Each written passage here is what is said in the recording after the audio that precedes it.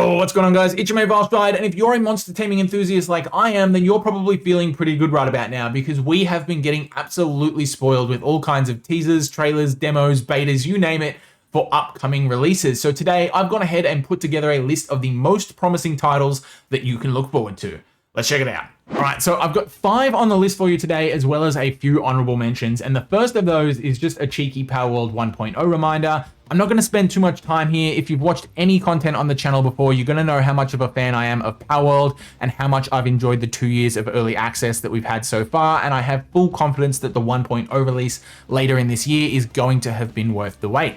The next honorable mention, however, is Wonderful Neoran Valley. So this one is being described as a roguelite monster collector, and I would honestly have loved to put it all the way up in the top 5 just based on what we've seen so far, but I can't quite justify it yet given that it's so early in development, and you can never be too sure with crowd-funded games like this one that they're actually going to end up coming to fruition. But for what it's worth, this one did meet its funding goal within the first 10 minutes of launching its Kickstarter back on the 30th of March, and at the time of recording, it currently has a little more than 14,000 backers and over $1 million raised. Now, we obviously don't know a whole lot about it yet, but this thing scares the absolute shit out of me, and apparently that's exactly the kind of thing that I'm looking for in a game because I am sold. Seriously though, note to that. And the final honorable mention is going to be Temtem Pioneers, which only released its first trailer just a few days ago, but this one's being developed by Crema, who brought us the original Temtem, as well as the more recent and less well-received Temtem Swarm. But this time they're stepping into the survival crafting genre where you can explore an open world solo or with your friends. Now, this one honestly does look like a ton of fun and is definitely going to appeal heavily to Palworld fans, but it doesn't make the top 5 today because it's only at the Kickstarter phase and we know so little about it, but definitely worth keeping an eye on. But let's get on with the actual list, shall we? And at number 5, I've got Guardians of the Wild Sky. So this one is a survival crafting adventure where you can capture and team up with creatures called Guardians while exploring a massive open world either on foot or by sailing through the skies on your giant flying pirate ship, naturally. Now, the first thing I want to note about this is that after having played the recent demo version for roughly 20 hours or so, I genuinely think that it has one of the highest ceilings out of all of the games on today's list, but it also has the lowest floor.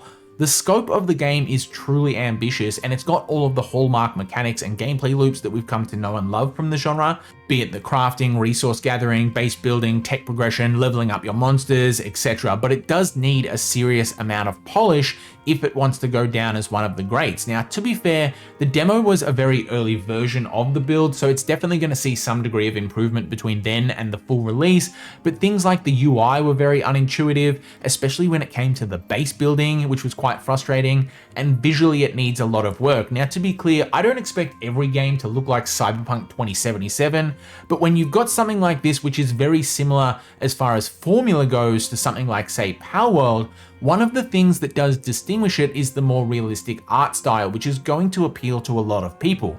But the problem is, despite loving the art direction that they're going for, I still think they're not quite pulling it off, and for me, this is one of the main things that I'm hoping they can improve upon moving forward.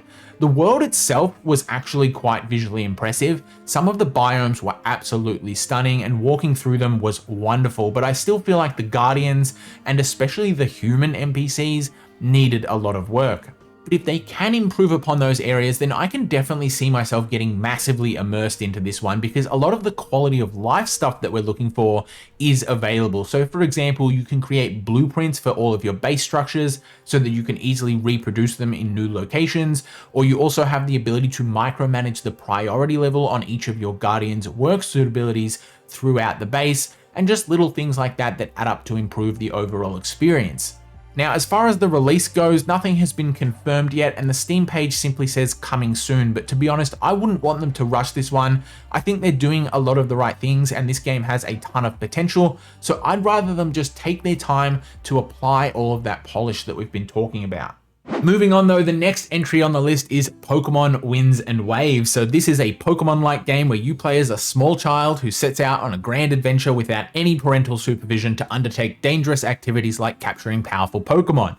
Alright, but I'll stop messing around. It's Gen 10, you guys all know the drill by now, so I'm not going to spend too much time here, and honestly, this one nearly didn't even make the list given the recent track record of the franchise over the last few titles. However, it does look like Game Freak have finally realized how far behind the rest of the genre they were falling, because I will say from the few snippets that we've seen so far, it does genuinely look like they're finally putting in some actual effort for Wind and Waves, at least visually, and I definitely respect the attempt at some progress. The improved environmental textures are especially tippable in my opinion. We've got some actual density to the forest areas like you can see, and there's obviously this incredible shot of the water itself. I mean, hell, we've even got this gorgeous underwater biome, so it looks like diving is back on the menu. Now, as for the new mons, we've only got the 3 starters so far, but the designs are pretty cool. Personally, I think I'm going to be going with Angry Bird over here, but we'll have to see how the rest of the evolutions pan out once we're given more spoilers. That is going to be a little while though, because the release for this one isn't scheduled until 2027, but hopefully this is the one that finally breathes some life back into the franchise. But coming in at number 3, we've got DokeV, which is being developed by Pearl Abyss, who are the same team who brought us the recent Crimson Desert, which is currently receiving a ton of praise for its sheer scale and immersive open world environment. And I have to confess, my interest in DokeV has definitely been heightened by the success and quality of Crimson Desert, because it serves to improve my trust in the developer to deliver to us what might be the most visually impressive creature collector ever.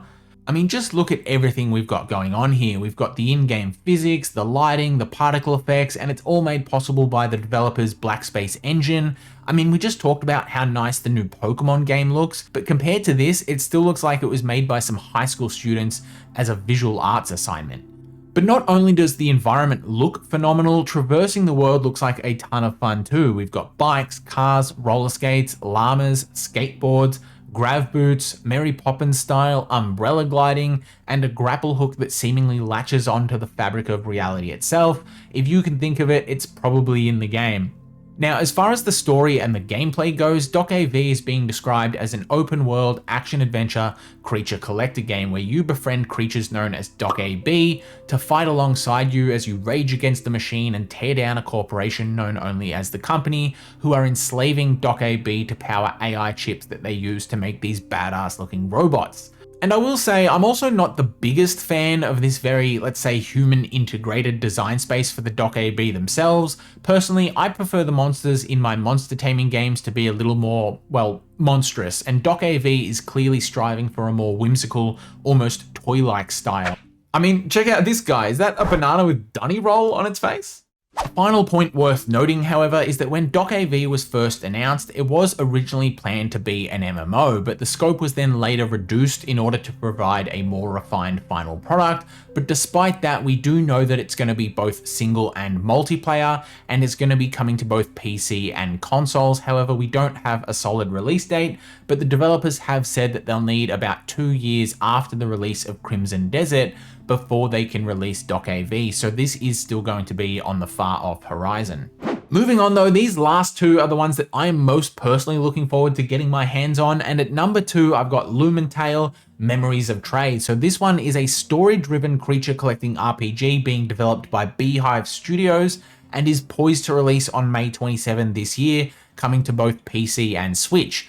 So this blends classic creature collection with turn-based combat systems, and it's very reminiscent of the old school Pokemon formula for anyone who is chasing that nostalgia hit, but it also comes with this modernized visual style that mixes gorgeous pixel art characters with 2.5D environments. And from what we know so far, the game is set in a fantasy world called Talea, where you play as Trey, who sets out on a journey to uncover all of his memories after an unusually nasty bout of amnesia, and the demo is currently available for this one on Steam, and it's free to play, so if you do want to try it out before it releases, then you can go ahead and do so.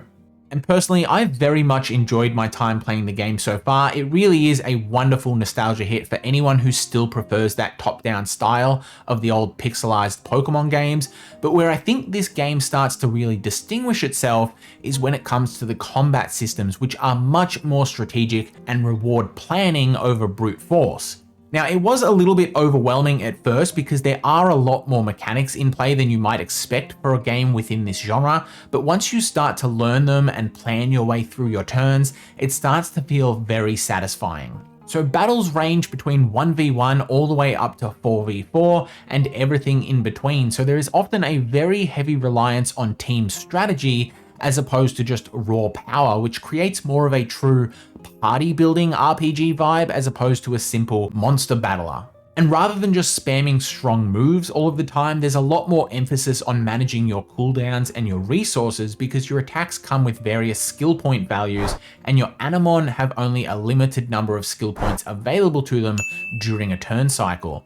And of course, the various elemental types play a role here as well, so you are going to need to master the strengths and weaknesses of each type, of which there are 13, including some of the usual suspects like fire, electric, and water, but also some more ambiguous elements like aura, demon, and data.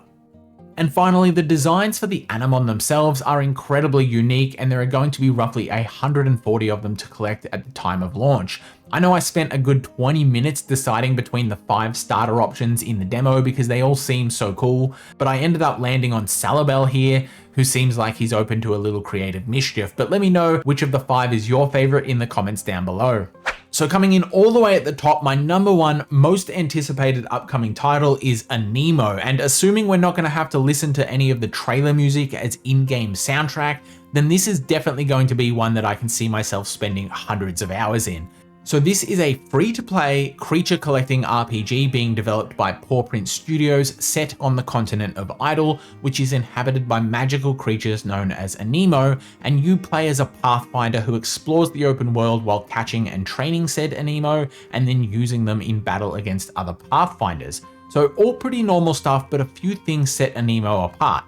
First is the absolutely stunning art direction, which takes a much softer and cozier tone compared to other titles in the genre, which of course isn't going to be for everyone, but for those of you looking to just chill out a bit and explore a world teeming with color and vibrancy and relax a little bit, then this is certainly going to be one for you.